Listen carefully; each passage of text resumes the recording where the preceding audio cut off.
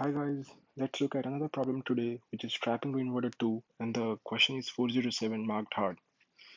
So there is version 1 of this question, which uses two-pointer approach, and the solution to that problem is also available on LeetCode. But if you guys want, I can explain that solution. Let me know in the comment section. But for today, we want to look at this question, and the question says that you have a grid with, with integer values, and these value represents the height of these cells. And in the diagram, you can see that the values representing the height of these cells. And in the next diagram, you can see how much water these cells can retain. So basically, we have to calculate the total amount of water these cells can retain based on their heights. So the basic solution or the approach we're going to use for this question is we're going to use a min heap and do BFS on that. So there will be slight tweaks and quirks we're going to follow to solve this question, and I will explain all these things in this video. But let's look at this example first. So the example says that so what we're going to do is not going to take the entire example, but we're going to just take, let's say, first four values till this portion. It's going to make it easier for you guys to understand what the solution or the approach is. So the question has the values 1, 4, 3, 1, 3, 2, 1, 3, 2, 3, 3, 2. Let's see, we are looking at only this section of this, only this section. So the basic algorithm for this question is we're going to use the min heap, as I mentioned, or we can use a priority queue in case of Java with the comparator in the ascending order of the heights. So initially what we'll do is we will add the outer cells or the outer boundary of this grid into the min heap and mark them visited. So when we create a queue, we will start putting value in this queue, and we will pull out from here. So it will be first in, first out. And when we add these values, we will pull out the values in the ascending order of the heights. So let's look at the outer boundaries, and let's start putting into the queue. So we add 1 here, then we add, let's say, another one in the same row. Let's say then we add 2 in the last rows. Then we add 3 starting from top to bottom and left to right. So 3, 3, 3, 3, 3, and then lastly we add 4. Now, when we start pulling out the values from the queue, we will look at the neighbors, basically the 4 neighbors, left, right, up, and down. We will compare the height of the neighbor with the current value or the current cell. And if the height is greater than 0, then we can add or consider that value to be as the water retention, or like the water which can be retained in that cell. So what I mean is the water retention will be equal to max of 0 comma current height minus the neighbor's height. So if the neighbor's height is obviously smaller than the current height, then you can have the positive value, and that means that cell can retain some water. Now let's look at this example again. We pull out value 1. So let's say we pull out value 1. We see that the neighbor of this value 1 is 4 and 3, which are already visited. And there is nothing we can do about it because they're already visited. So we just pull this value out. So we pull out 1. We look at another one, and that the same thing goes for that one. The neighbors are visited, so we just pull it out. We look at another 2. The neighbors are visited. We just pull it out. Then we look at another 2. The neighbors are visited. We just pull it out. Then we look at 3. Let's say we are looking at this 3. So this 3, the okay, so let's look at this 3 instead of that one. It will make it easier for you to understand. So let's say we're looking at this 3. Now in this tree, you can see that 1 and 2, the neighbors top and bottom, are visited, but the neighbor on the right, which is 2, is not visited. So what it means is that that cell has a possibility to retain water, which depends upon this formula which I just mentioned. So we look at the neighbor 2, we say, what is the max value here? 0, comma, current height is 3 minus 2, which is 1, so it becomes 1. So this value uh, is obviously greater than 0, so that means there is one amount of one cell or 1 inch or whatever you want to call it, that this 1 can be added to the total retention of water. So if we have total retention water, we can add this 1 to that. So initially this value will be 0, it becomes 1. So this simply means that this cell can retain some water.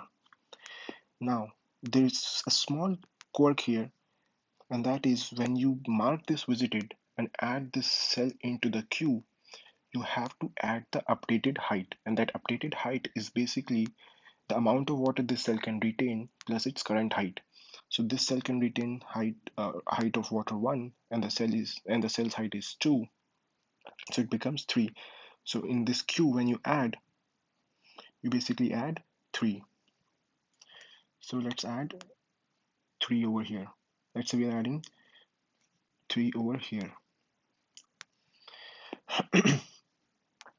Now the new height of this cell becomes 3. Let's make it 3 and mark it visited. Now we look at uh, another 3. So I'm not sure whether I pulled it out from this queue. 1, 2, 3, 4, 5, 6. 1, 2, 3, 4, 5, 6. So I have to pull 1, 3 out. So I pulled this 1, 3 out and added 1, 3 from the top. Now we look at another value in the queue, which is again 3. So let's say this time we look at this 3. So we pull this 3 out from the queue and we look at this 3. And as you can see in this 3, all the neighbors are visited, so we don't do anything. Now we look at another 3, which is, let's assume this is the 3. Now when we look at this 3, we can see that 2 of its neighbor, which is left and right, 4 and 1, are visited. They can't do anything. But there is one neighbor, 1, which is not visited. So what we do is we calculate the retention in this cell, which is max of 0, 3 minus 1, which is obviously equals to 2, comes out to be 2. And as you can see, there is a retention positive value. We can add that retention of water to that total retention, which is initially here 1. So the TR becomes 3. And then we change the height of this cell and it becomes 3, mark it visited and add it to the queue. And we add it to the queue. So we add another 3 over here.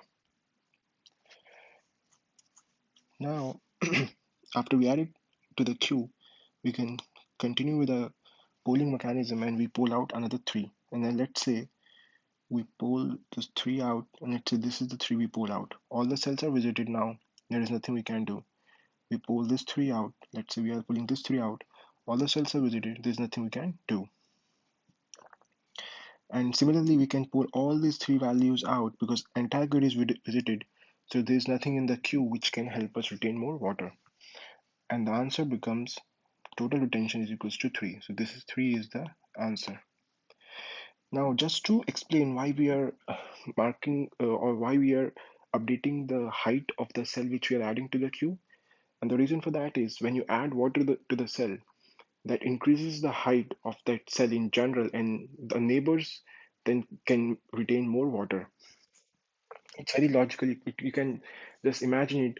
You're filling one cell with some amount of water, and then when you look at the neighboring cell, you can see that there is more capacity to fill into that water. Just imagine a swimming pool where there are multiple levels, and if you are floating on the top, then obviously there is more depth you can go if the next cell has more depth.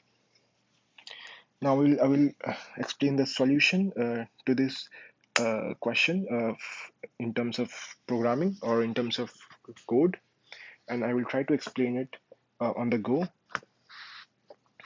Now I have my recent submission on this question. I will pull that out and use that to explain you guys how this can be coded. So this is a very simple way to code this. There can be multiple ways you can code this, but this is one of the way you can code it. So I have taken the directions, which is uh, basically up, down, left, and right. You can take it in any order. It doesn't matter. So what you do is you create a visited array, Boolean visited, with the number of cells nm, and you use a min heap here. I've used priority queue.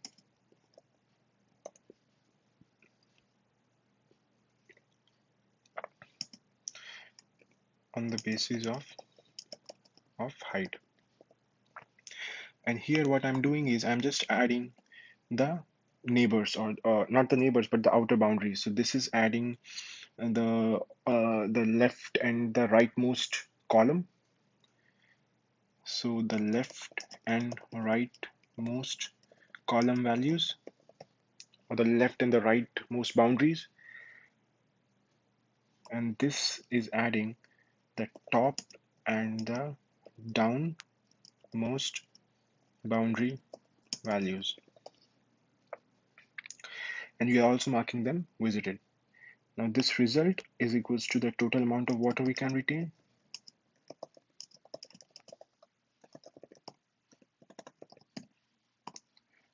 And now we are just using a simple algorithm of breadth first search using the queue we have. So we poll value out, we poll value from queue,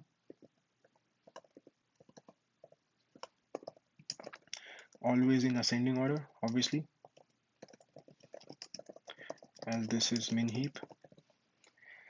We take the current height, as you can see, and we go in all the directions possible.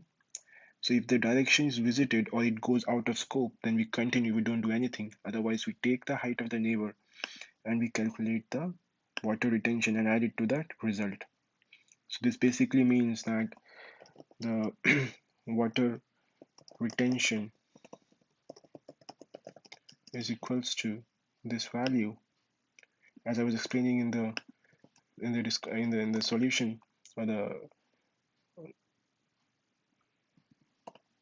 so this is the water retention, and you can add it to the total water we have collected so far.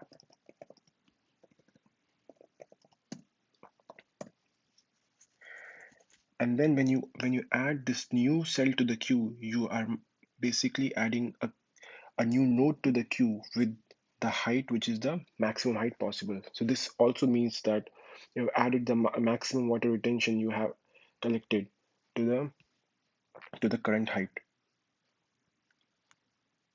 So basically you're just calculating what is the maximum height between the current height and the neighbor, and you're adding that to the queue, and then you mark that cell visited, and then you let it run. So in any case, whenever you try to add a cell to the queue, you check whether the current height of the neighbor height is which is the maximum value from the current and the neighbor height, and you change the height according to that of the new node which you're adding to the queue, and then you add it to the queue. So this algorithm should run in time complexity of mn log of mn, where m into n is basically number of cells in the grid, which can also be said, let's say the total cells is equals to c, then time complexity becomes c of log of c.